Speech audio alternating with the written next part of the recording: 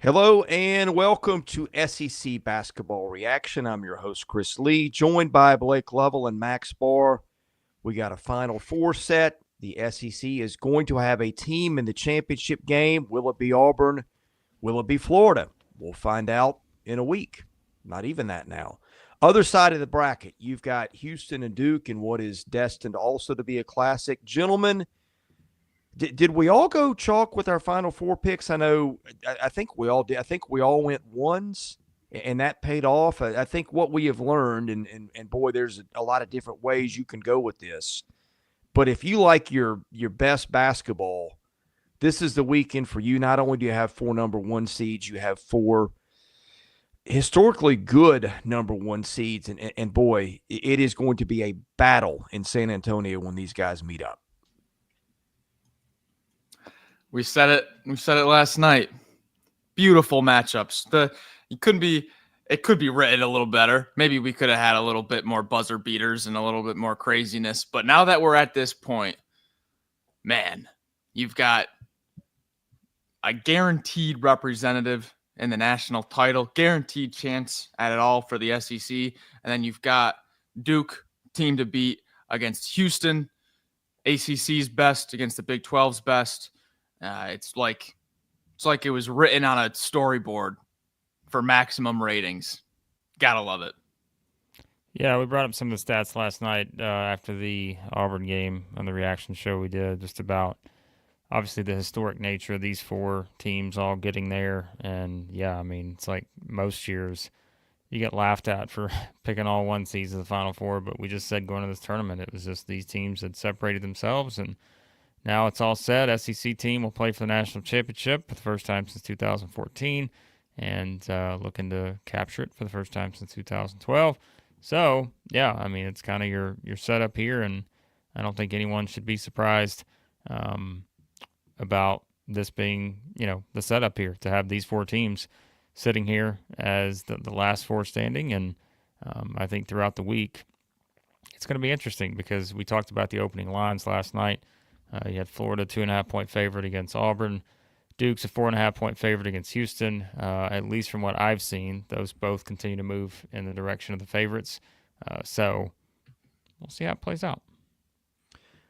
I want to just ask you, blank canvas for both of you, things that stood out this weekend, things that maybe you watched and changed your mind on. What are the salient points that you walked away from the weekend with? I'll start with you, Max.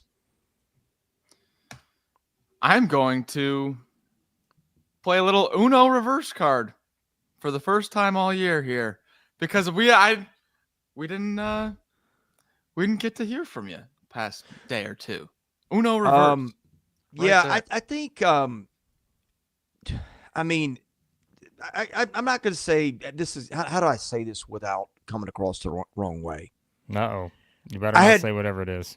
If you ever start that well, way, here's the thing. I think I got it. Okay, I think we all figured Duke was a dominant team, but it played in an ACC that was historically bad. So it's like you kind of need your validation stamp when you're playing the elite. And I thought Duke doing what it did to Alabama. Watching Con Knipple and Cooper Flagg and all those guys like that is a juggernaut of a team.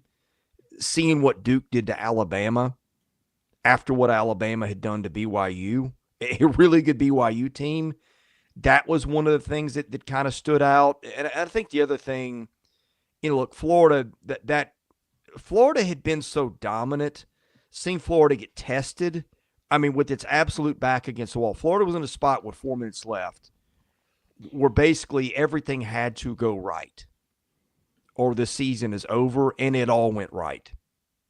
I say that passively. I don't mean it. Florida did things to make it go right. I think the other thing was just seeing Auburn, and we alluded to this, get its mojo back, get its personality, and become more like the team that dominated the regular season rather than the one that limped in with 3 losses in 4 games. Those were the things that I took away. Yeah. One take that I have that I wanted to share today was that your individual enjoyment of March Madness because now that we have a week, we can kind of take a second to step back and look at the tournament. Your enjoyment of the tournament is based on who you are rooting for, not how many upsets happen and stuff. Because I've seen so much narrative on social media and even on the national broadcasts, halftime shows, pregame shows, stuff like that, about how is this the new normal for college basketball? Is the Cinderella dead? Is, this is the worst tournament ever, blah, blah, blah, blah, blah. I picked Virginia to win it all. They lost in the first round. I picked Kentucky to win it all. They lost in the first round. I have been horrible at March Madness, and there's been a million upsets, and I have not enjoyed them because my bracket looks like Texas A&M's Ken Pom offensive profile with all the red on it. I picked all the 1 seeds this year, and I am loving this tournament. Loving it. It's been great. Florida's comeback, amazing, incredible. There have been some great games. So, I wish maybe there was a little bit when there was only one buzzer beater, only one overtime game, maybe a little bit more of that stuff. But give me a break with the March Madness is dead. You just didn't pick the right bracket. There's my take. Well, I mean, we brought up the stat last night, too, from David Warlock, he's the NCAA's director of media and stats and all that. And as I said, I mean, I'll read it again for people who weren't watching, but the average scoring margin for the 2025 NCAA tournament, second round, Sweet 16, and Elite 8 games was 10.04 points. That's the lowest since 2012 and is the 7th lowest this century. So you had competitive games. You just had the teams that had done it all season long in close games find a way to win. And that's always kind of been the case. So, I mean, it's just kind of that's wild. Another stat. Let's see. Here's another one from him. So he's answering some seed path questions. No team has won the title by getting to a Final Four playing the highest possible seed each round, then beating 2 1 seeds in the Final Four. The closest were North Carolina in 1993, Villanova in 2016, who both beat a 1 and 2 at the Final Four. Houston would be the first team in NCAA tournament history to beat the highest possible seed in every single round if they win the national championship. So, that's also some history being chased there. So, I mean, it's another stat. He's got some great stats. So you got to follow him on Twitter at David Warlock. David WORLOCK. Here's another one. Before this year, I believe Bob Bender, Indiana 76, Duke 78, and I'm not going to get this guy's name right, were the only 2 players to play in 2 Final Fours for 2 separate schools. This year, guess how many we have? Well, I know we have Martin. Yeah. Mm-hmm. Are there others? Mm-hmm. 2 more. Cryer, LJ Cryer. And 1 more.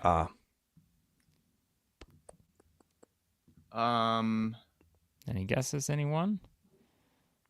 It's not Duke. Would have to be another Houston member. No. It is No, Duke. I don't know. It's Duke. Oh, it Mason is. Gillis. Mason Gillis played Gillis! Yeah. Oh, yeah, him. Yeah. So there you go. But this shows you the historic nature of this tournament. You just so many wild stats like this apply when you have teams like this that get to this round. So this is kind of the ultimate, you want to, the problem with playoffs, and especially a 1-loss playoff, is it does not set up for the best teams to get there, right? And so on one hand, you love seeing the best teams battle out for the national championship. On the other hand, the thing that has made the NCAA tournament so enjoyable in some ways where you did not have a vested interest is those upsets and the stories that you didn't know about. But sometimes those teams get to an Elite 8 and then they just get blown to smithereens. This year went all more towards one side of that than the other. Right. Before we continue, some breaking news on the Twitter front. From Jeff Goodman, 3 minutes ago. Alabama head coach Nate Oates. Dramatic pause. Has no interest in the vacant Maryland job. There had been some chatter about Nate Oates and the Maryland job. No truth to it. So there you go. There's your update for all the chattering out there. If you're one of the chatterers, there's no truth to that chatter. So Great. It was April 1st, because you know what I would have done with that. If we'd have done this tomorrow, I would have read that and said the complete opposite, just to see the reaction from the chat before pulling an April Fool's, but not the case. I think you just invented a word. I kind of like it. Chatterers. There's another SEC coach that I tell you absolutely has interest in the Maryland job. It's a matter of whether it gets to that point. So, speaking of Alabama coaches, though, didn't one of their top assistants just get hired? Well, yeah, the pipeline. The Arkansas State? Yeah, the Arkansas State pipeline. Yep. Yeah. Continues. Because Brian Hodgson's at USF now, right? Yep. There you go. There you go. Okay. All right. Blake, I asked you this little quick game of hypothetical, guys. Quick game. Because I texted this to Blake last night as I was up well past midnight tinkering. You were my up picks. late, man.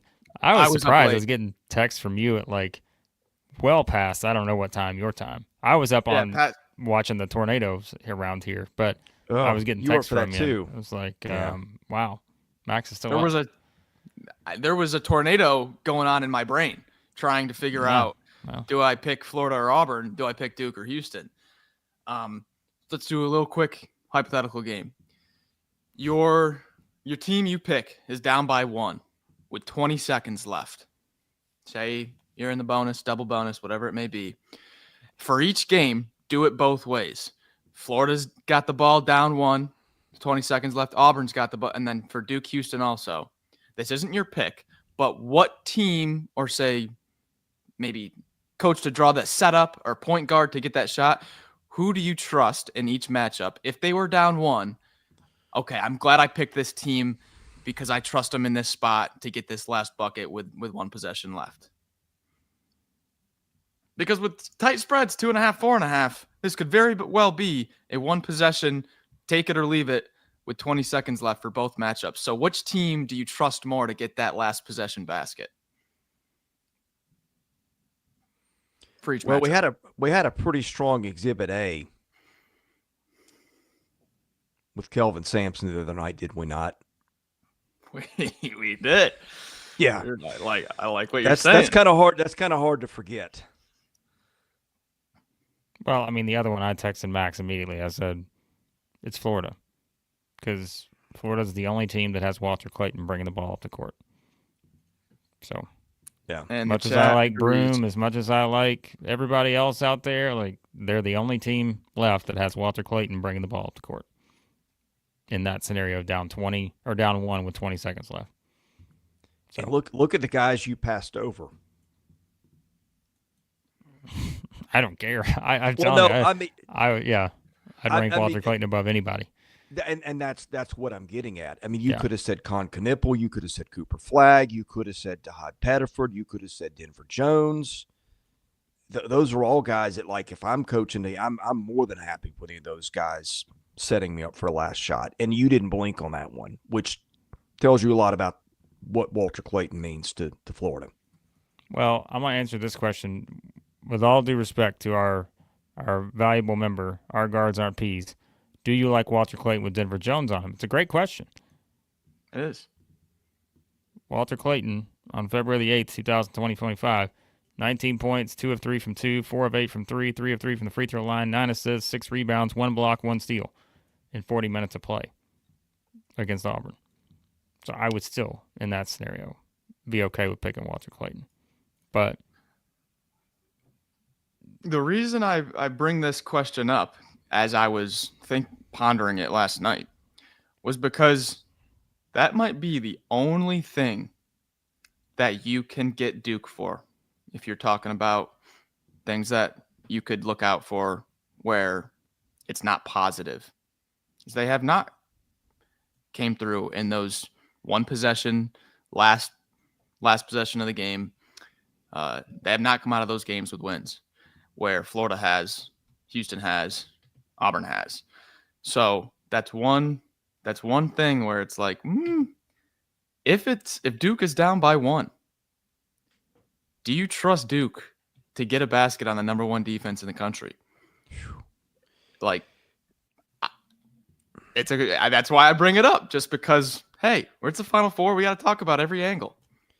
You bring up, because I watched Duke and Alabama just thinking, man, I don't know if anybody matches up with them. Maybe Florida. And then you go watch what Houston did to Tennessee. It gets what is a good Tennessee offense. I was listening to Gary Parrish this morning, and he was talking about, oh gosh, who was it that had played Houston? And said it's like they've got 6 men on the floor at all times, which is a great way to put it. I mean, what both of those coaches have done with their teams is unbelievable. Oh, yeah. I think it might have been McCaslin that said that about. I can't remember. I don't think it was him, but whoever it was, the point. It Yeah. might have been it might have been Bobby Hurley. I think that's who it was. Yes. You're right. Okay. Are we gonna have a Moneyball like movie made about Max Barr one day? We that's should. That's what our guards aren't peas here is pointing out. The Billy Bean of basketball. So Max Barr's Moneyball coming soon to a theater near you. So yeah. I'm gonna tell you, how the movie starts? The movie starts with Max Barr getting up out of bed, does the stretches, he walks over to the refrigerator, he grabs a Diet Summit Cola, takes a little swig, and then you know what he does? He goes in, he looks over as he drinks the Diet Summit Cola, he sits it on the thing, and then you know what he does? He looks at the mustache, and he says, Today's going to be a good day. Yep. That's how the movie starts. I wrote the script right there. So I've already begun production on it. So, yeah. I'm going to see if I can send you guys this in the chat. Oh, boy. We know what happens anytime Chris says that. Oh, boy. See if we can pull this up. Oh, boy.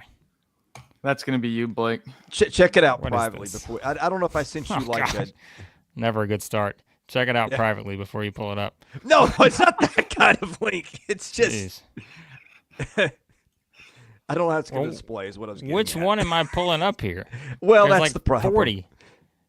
I think most people know this. Max Barr is like, the Beautiful Mind gif out there where, it's a headshot of him and you got all the math formulas.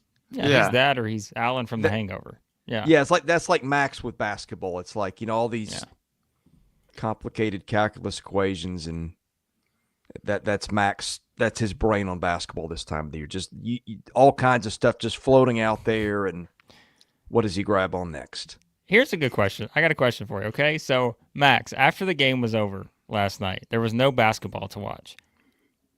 Did you watch anything else in the world, or did you just watch basketball highlights, or is there anything else that you turned on? Do you want me to pull up my YouTube watch history? Well, again, let's be careful here. I just went through the entire NCAA tournament and watched all the highlights. I don't think Max has got time to be a creep. So this is what separates me and Max. You know what I did? I said, all right, I don't remember the last time I watched something non-basketball. So Max, I was scrolling through, and what do you know? There was the Hangover marathon on MTV. So 1, 2, and 3 were all on, and I said, you know what? I gotta decompress here. So now I'm ready. I'm ready to start talking transfers and basketball again. I just needed that couple hours, So, yeah. Oh, I'm pulling this up. Yeah. Of course you are. Yeah. Just here's nothing the Max but Barr highlights. watch history. This was this morning in the shower, watching the press conferences. He's watching in the shower. In the shower. Wow. Oh, my. I wanted to listen to something while I was in the shower. I didn't get the press conferences. Then this was late last night. Nothing like taking a shower and listening to the sweet tones of Johni Broome talking about his game. And then rewatched the highlights. And then I went back and did this was number 1 right here. So this was last night. Starts right there. So I did watch that. I did watch that. Yep. After you sent me that you were watching it, I said I gotta watch it. Got to rewatch. What's this Florida, thing in the Auburn. middle? That was just some. Lenny? I came up. I wasn't. How did that sneak I in? I used to work for Atlanta United. You lost focus for just Yeah. a second. Come on, man. So you did watch something. You did cheat on the NCAA tournament last night, even for 5 seconds. That's what it's all about. I cheated on basketball with watching the Braves almost fall victim to a perfect game last night. That was really enjoyable. What game was that in the baseball season? Game 4. Wow. We got obliterated by the Padres out west, which they seem to have our Season's number. over. It is. Season's over. Game 4. Only 158 to go. All right. They're ordering some torpedo bats. If you haven't seen those, speaking of torpedoing, this show has been torpedoed over the past 5 minutes. All right. Let's get back to some thoughts here. You guys weigh in the chat, by the way. What are comments, questions, all this stuff? What do you got? Mother Carol's headed off to work. We appreciate the support, as always, from Mother Carol. As we mentioned on last night's show, we'll have transfer videos this week, and we'll have our preview/prediction videos for both Final Four games. So we will be doing that for Auburn, Florida, of course, but we're also going to do a video for Duke Houston. That way, if you're an Auburn or Florida fan, you want to weigh in, your thoughts, get our thoughts on the other Final Four game, you can check that out here on the channel. So we'll be doing both of those this week. And we are considering for our members, if you're part of the It Just Means More tier, or you want to be part of the It Just Means More tier, what about a little watch-along action for the Final Four on Saturday? Game number 1, Auburn, Florida. Although Auburn fans may not want that. Remember the last time we did a watch-along for Auburn, Florida? Exactly worked out so well for the Tigers there. But we're considering it.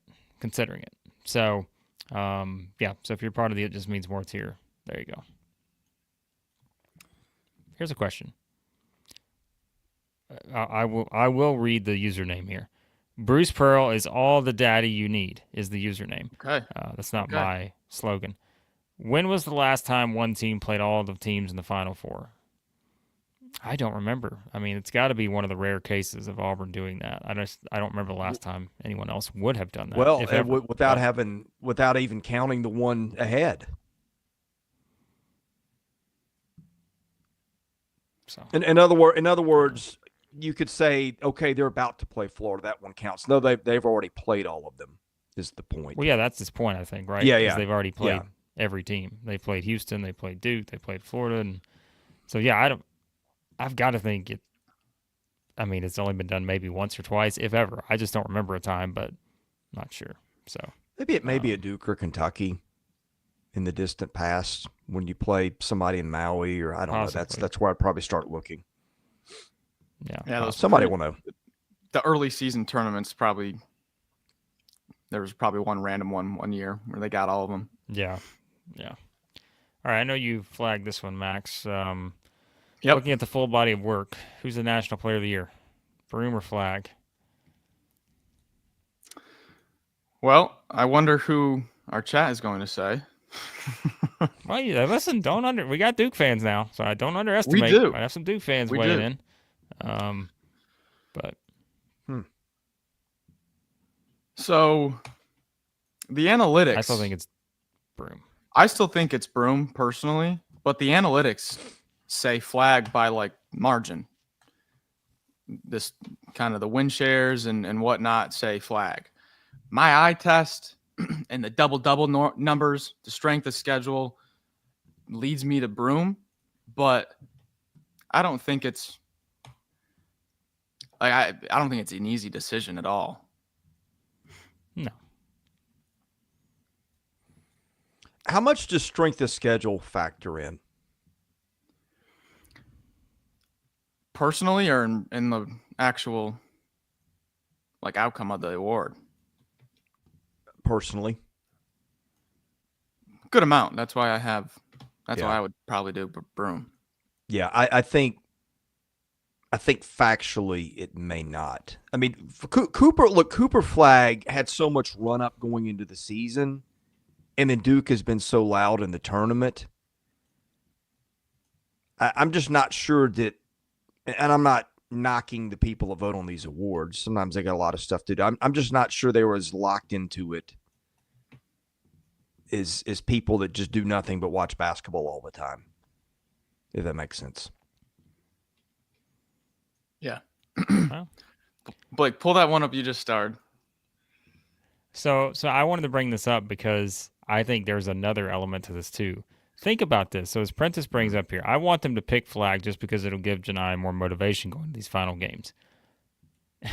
Think about this. Auburn is the number 1 overall seed in this tournament, right? They're the number 1 overall seed.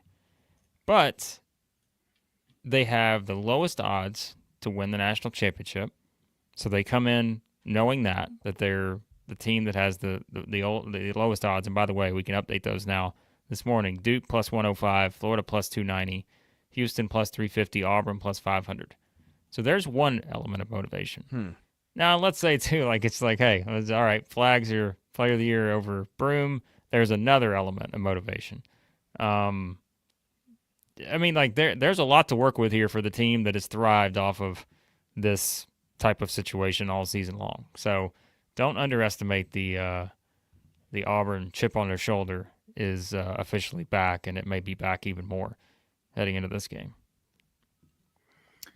If maybe someone in the chat could correct me here, that has maybe a slightly more experienced knowledge of the odds and stuff like that, but those national title odds confuse me because Houston is the largest underdog of the Final Four, being a 4.5 point underdog.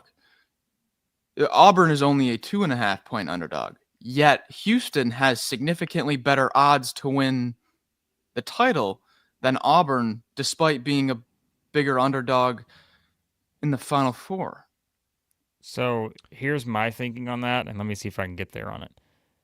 If by the chance that Houston beats Duke, they have the better, you see what I mean? So like they would still be ahead of, right. Yeah. So they would be favored over Auburn, which I think is why it would work out that way if Auburn beats Florida. So I think that's how it would settle into that. I can't guarantee you that's the truth, but that's my thinking, is that if Houston wins, they would still have the highest odds if it's Auburn as their opponent. So yeah, they think the best 2 teams are on the right side of the bracket. So it's interesting. Okay. Yeah. Nick asked a great question here. Without Broome, Auburn is still a great team. What does Duke look like without Flag? We did see that a little bit in the ACC tourney, and I think great would also be a word to describe that team. They're obviously Auburn is not as good without Broome as they are with him, but they still have the depth to support it. Same exact thing goes for Duke. They have Malik Brown's not 100%, but he can give them minutes right now. Gillis is in there, and they got. I mean, listen, Duke is everyone's 6'6" or taller. They'll be all right without Flag. They're still good. Yeah, I mean, here's your numbers. Like, let's just say games he did not play his normal allotment of minutes, Cooper Flag. Okay, he played 15 against Georgia Tech, 78-70. They win that one. 74-71 against North Carolina, 73-62 against Louisville. So I mean, they won all the games. It wasn't as, just domination as usual, but understand why that's the case.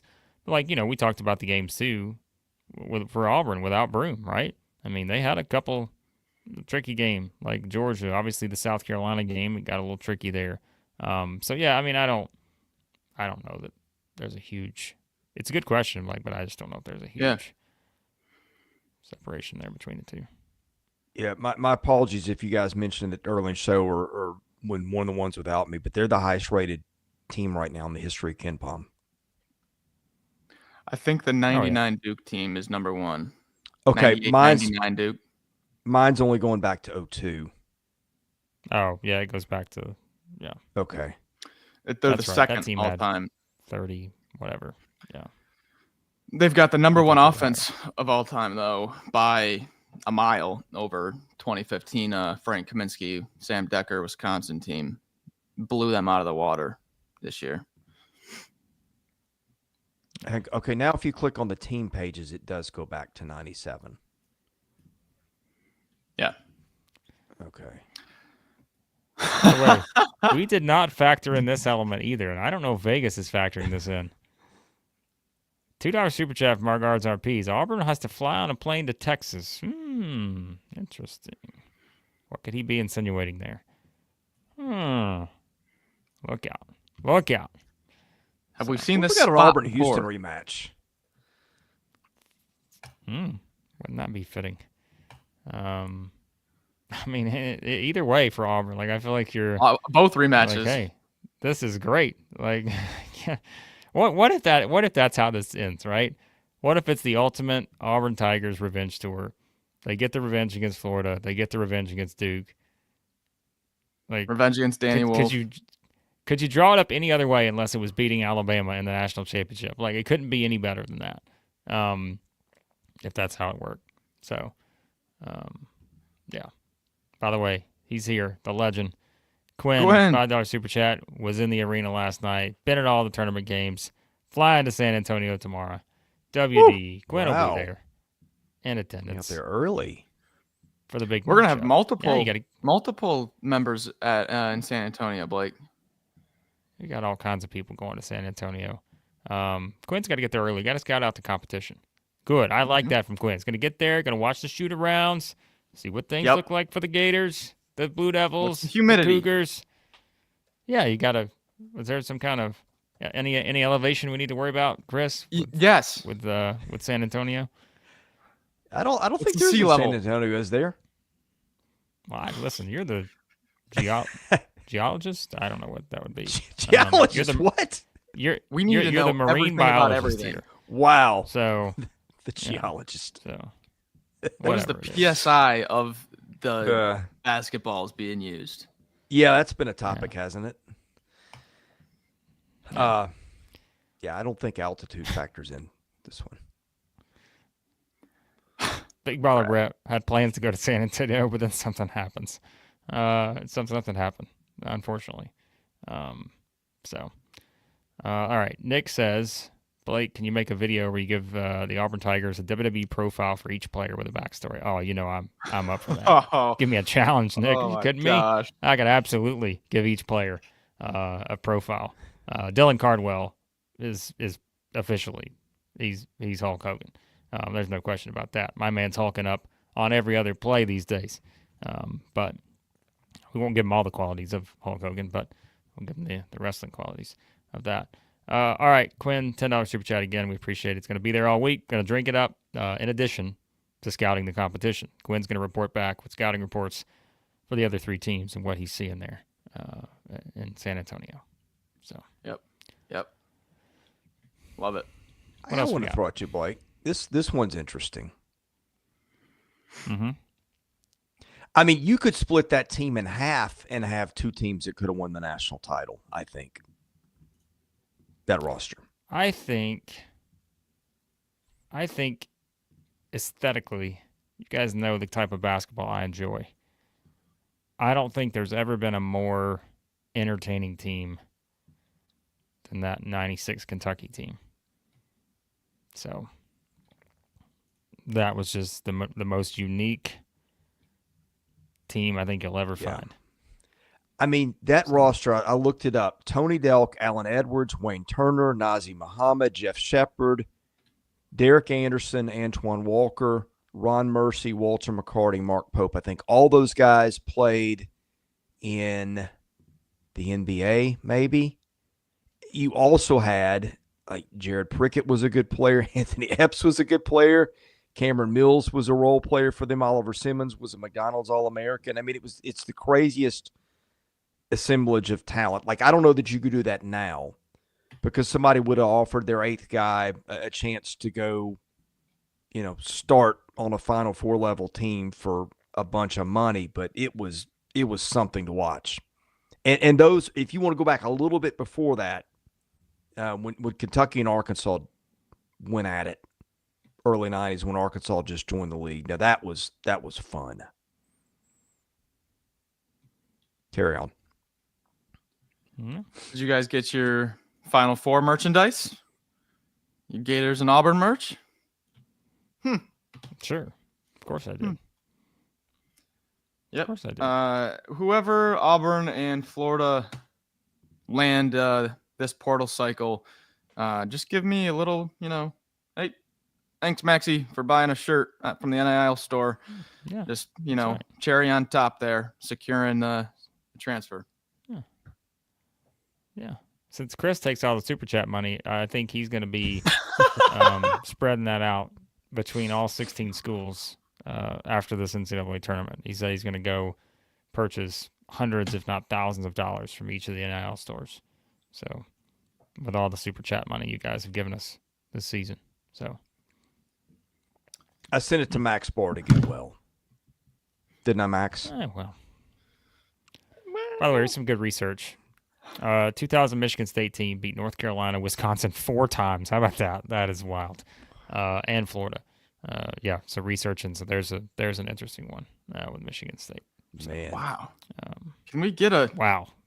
Talk about can having we get a team membership? Someone send one out. Woo. Oh, tomorrow we get the new round of free memberships. So make sure you join the show tomorrow. We'll hand out 10 free memberships tomorrow morning. We get it's every first of the month they give us the new free ones to hand out. Remember, we don't get to choose who gets them. We just can randomly hand out. But remember, too, if you are a member, you can also give out free memberships. So if you haven't done that this month, go ahead and do it. Then you can do it tomorrow, too. You can have 10 free memberships today, 10 free memberships tomorrow. There you go. If you want to support the channel, hand out those memberships for people who may want to get in on the watch along on Saturday if we do indeed do that. I think that's going to be the plan. So, you want to watch along the Final Four, Auburn, Florida, on Saturday. I want to stand for that watch along, Pat McAfee style. Max stand up. Well, look, the reason Houston beat Tennessee is because Max texted me and said he was in a defensive stance from the tip.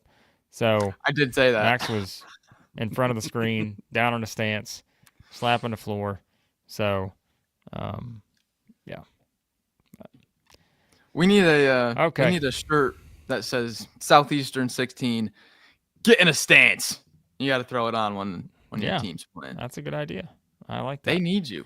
They need all the energy they can get. Yeah, I think so. All right. What else we got, chat? We'll probably hop off here in just a few, about 10 minutes. What other storylines you guys want to talk about? As we said, we'll have the transfer portal covered. We've already done our first video, Cam Williams, Kentucky. We're going to do one for Eagle staff to South Carolina. That's a big one for the Gamecocks, so we're going to have a video on that. Get our thoughts. I'm sure there'll be 18 more people that'll commit by the time we finish this show. So lots of stuff out there. Like I said, a lot of big visits, meetings coming up the next couple of days for SEC teams, transfer portal wise. So we will Rebels touch on fans, all those, of course. Rebels fans, if you're out there, how about that? Seems like a little bidding war going on for somebody. Rebels fans, interesting, huh? Maybe a little reuniting with an old friend of Mark Adams from the old Texas Tech days coming back. Keep an eye out. Interesting. All right, let's see. We got some questions coming in here. Let's see. Ashton asks, who is our team? Everyone. Whoever's winning. Everybody. Yeah. We root for winners. We obviously cover the SEC, which does lead us into, I think, a good question here. Sorry, I missed this earlier from Holly. Ask again. Serious question. Seems like you're picking up subs outside the SEC. Any thoughts of expanding to cover more than just the SEC? Yes, we have certainly considered that. But depends on the demand, depends on if other people want that. But yes, we appreciate you noticing that. We've had a lot of good feedback from fans throughout this tournament of the non-SEC teams, and so we'll see. We'll see what that looks like, huh? But we've talked about it potentially at some point. So again, we're doing a Duke Houston video this week. At any other point in the history of this channel, we have done a Duke Houston video? I don't think so, but it's the Final Four, and we got an SEC team who's going to play one of them. So that's where we're at. But appreciate the question. Okay. there was another one that I had here, but I don't know where it went. Oh, here it is. Jacob, what's the future for Dennis Gates? Well, I think he's going to be the Missouri coach for now. I know some Missouri fans are frustrated with the way the season ended, and I can't blame you for that. It was not a great finish to the year for a team that, on February 19th, after they just took it to Alabama, just looked like a Final Four team, maybe. I mean, they looked that good. They were playing well, and everything was clicking for them. And then after that, man, it's just like, other than that South Carolina game, I know they beat Mississippi State in the tournament, but I told you, I thought the Vanderbilt game just sort of broke them from a confidence standpoint. And something happened after that game. The way they lost that game, they were never the same. And so now, I mean, it's like every year, everybody else, right? You just got to go out and build the best team. And I think Missouri has the NIL resources to do that. But, everybody else does too. So we'll see. You've got one thing that a lot of SEC teams don't have going into next year, and that's a potential preseason first teamer, SEC first teamer, Mark Mitchell. So you've got a star returning, and not too many teams have a star returning. It's gonna be a new look SEC next year. I'll tell you that much. The Eagle staff transfer, I mean, that completely just, I don't know what to make of that. Like, I would have not even remotely had that as a possibility. Like, would you not have said South Carolina's probably bottom 2 NIL? And I mean, we all watched him light up Alabama, and I think all of us in our head, like, yeah, we pretty sure we know where this kid's going to be next year, given what Nate Oates has done in the portal. Did either of you guys remotely see that one coming? He was on his list. Yeah, and I will say they did. Who was the kid they got 2 years ago? The McDonald's All-American. They have a little bit of a history of landing a stud in the NIL era, but holy smokes. Yeah, I think that's under. Go ahead, Max, and I'll mention what I was going to say. Well, no, I was just going to say, he said, leading up to it, no, I would not have put a prediction to South Carolina, but he said after that, Lamont Paris being like the personal lead on the recruiting played a really big part for him. Like, he said, Lamont Paris was the one on the phone with him that was calling him each time. It was not any assistant coaches. He was the main lead. And he said that really struck a chord with him. So and look, he's had a little longer to get ready for this than all but Matt McMahon. Yeah, true. Good point. Yeah. Okay, well, let's just move on to the next big development. Yeah, that's let's hang on a second and stop. We're talking about NIL money coming in. Yeah. Quinn's gonna stick to his promise, okay? Because as Catsby 90 says here, Cats by 90. Catsby. I was thinking of Great Gatsby. I like it though. Catsby 90, not Cats by 90. $5 super chat. Didn't Quinn say he would super chat $500 if Auburn made the Final Four? So you know what Quinn said? You know what? Listen. Well, before that, actually, he sent $10 to say, I'm glad that a certain official wasn't at our game last night. Gave him his mind all Friday, which is probably why he wasn't in that. But, so Quinn said, you know what? I forgot I said that, but you know what? I'm a man of my word. So what did Quinn do? He delivered as he always does. Absolutely incredible. $400 super chat from the legend himself. Says he'll send the other $100 another day. Well, you don't have to stick to anything on that. Listen, we're not gonna hold you to it. Forgot that he sent it, but he said, "I'm a man of my word. I'm gonna send it out to my guys at Southeastern 16." Wow, incredible stuff on a Monday morning, Final Four week. My goodness, what a start to Final Four week here at Southeastern 16. We've broken every record in the history of the channel last week after breaking it the week before. Who knows with this week? My goodness. Incredible. All right. Well, this is the Auburn Power Hour brought to you by Quinn Quinn super chat. Let's talk about the Tigers for the next half hour. So we may have to get to that point. Whoever, it's NIL. It's like the roster here. Whoever pays us the most money, then hey, we'll talk about you. So no, I'm just kidding. We can't be bought. We can't be bought. Mostly. Yeah, trust me, we can. But all right. Sorry to change the subject, Quinn, but I am going to get to a couple other questions here. So Skylar asked, saw where Kentucky supposedly has $10 in NIL, or $10 million. They just have $10. They're in trouble. Man, it's going to be a long year for the Cats. Cats by 90 is going to be Cats get beat by 90 if $10 is all they have to work with. But she asks, Blake, who should we buy? Isn't that great? Like, just think about that. That's where we are. Who should we just go purchase? Like, it's like we're going to a department store. But that's the nature of the game we play in. So, hey, 30 minutes ago, portal entry out of Lexington. Mr. Kurkrista. Yes. Mm-hmm. That's a good guess. We saw that coming, right? Yeah, that's been rumored for a bit. Yeah. Yep, it is officially reported now. Short-lived, but fun.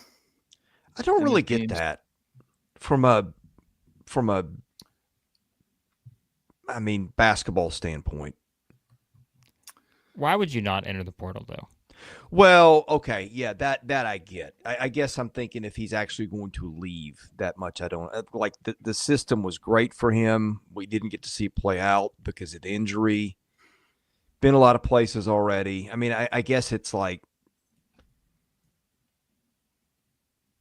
it just could be declaring unrestricted free agency to get a higher offer. Maybe that's all there is. I'm just saying. I'm technically all the stuff, all the money stuff aside, which is a stupid way to put it because that's mostly what matters. I mean, the basketball part seemed to fit in well, is what I'm getting at. I'm sorry, this comment. Quinn, gonna probably be drunk most of the days I'm there. Heard the Marks in San Antonio hit hard. I just gotta not get arrested. That's the goal. Oh, Quinn, you're the best. Living on the edge. Yeah, listen, you've given us enough money. We'll get you out. Actually, don't hold Sanders. us to that. But Chris takes all that money. Don't forget. But no, I get what you're saying, Chris. But like, I'm just at this point, it doesn't surprise me. No matter how good the fit is, no matter what, it's just always going to be so. So I see the comment Max is laughing at. I know which one it is, and we're not going to bring it up, but my goodness. We're not bringing it up. Oh, my gosh. The chat on a Monday morning. It's the final week of the Final Four. Just incredible stuff. Oh, man. You got to just love college basketball, do you not? So, all right. Let's get moving on to another topic. Okay, there was one I pulled up here.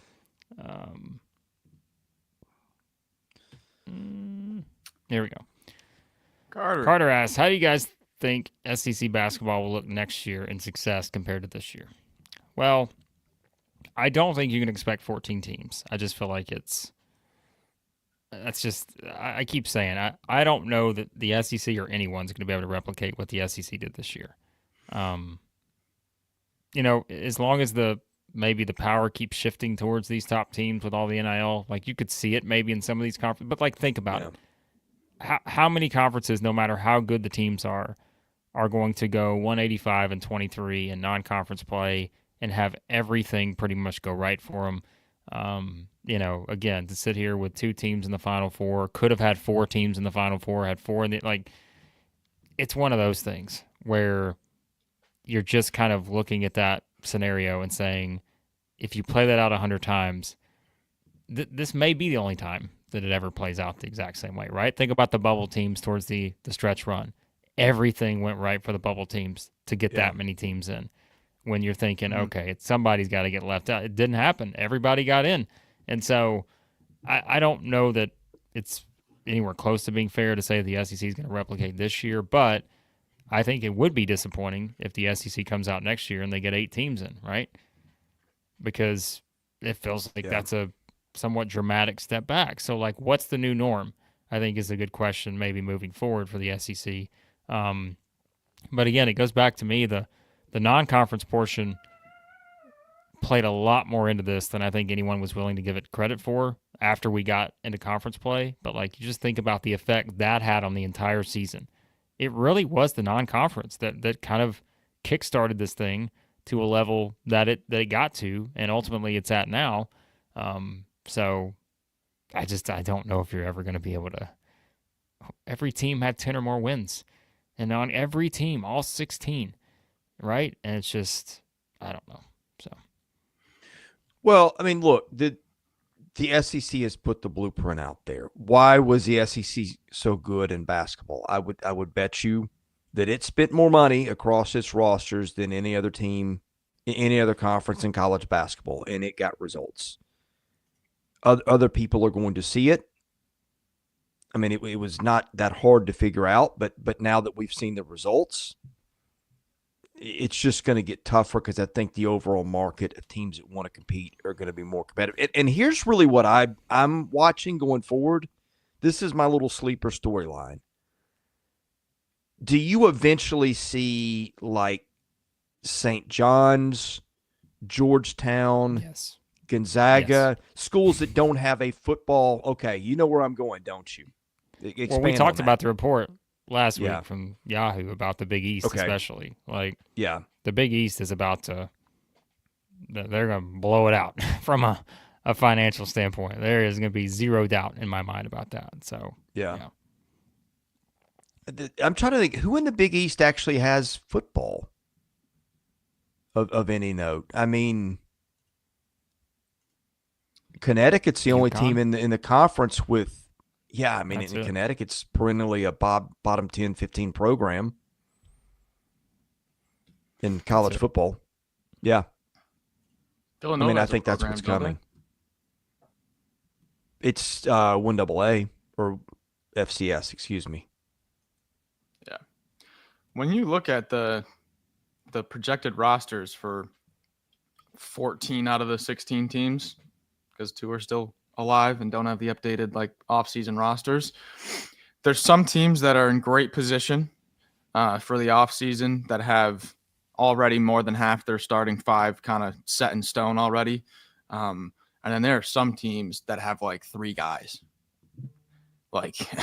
that need to just buy an entire team. So when you're talking about expectations going into next year, the thing that jumps off the page for me right away is last year, 2 teams that you could just kind of pencil into the tournament or pencil into just being solid was Tennessee and Texas A&M, with how much continuity they had and how much they returned. They've got 5 guys each right now.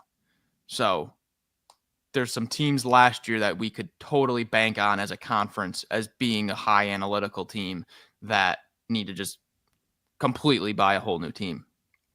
Well, I'm going to ask you guys this too, because you guys did a lot of stuff without me. I had some stuff going on last week, couldn't make everything. You've got the double hit in money. You've got right now we're in an uncapped year, right, where people can pay anybody what they want, and then you've got the settlement coming, which is allegedly going to make things, the money fixed going forward, which I have some doubts. And I've heard this floated in football that people are worried about. There's nothing to stop a player from transferring to a place for a couple of months, taking the money, and then this summer with money in hand going somewhere else. Mm-hmm. Yeah. So, I'm getting all the questions of who's going to be what next year. I'm not even sure if we know in the summer what it's going to be, because you got that wild card out there. I mean, we will for the most part, but does that make sense? Yeah. Yeah, I mean, all right. we're doing transfer videos up at I don't know when last year. Yeah. How many guys transferred into one stop and then left for another one? We did When you multiple guys did those videos last year of guys who transferred in and left before they played for that team. So Josh Cohen was one of our first videos last year for Arkansas. Yep. Josh Cohen into Arkansas, and then you know what happens next. Yep.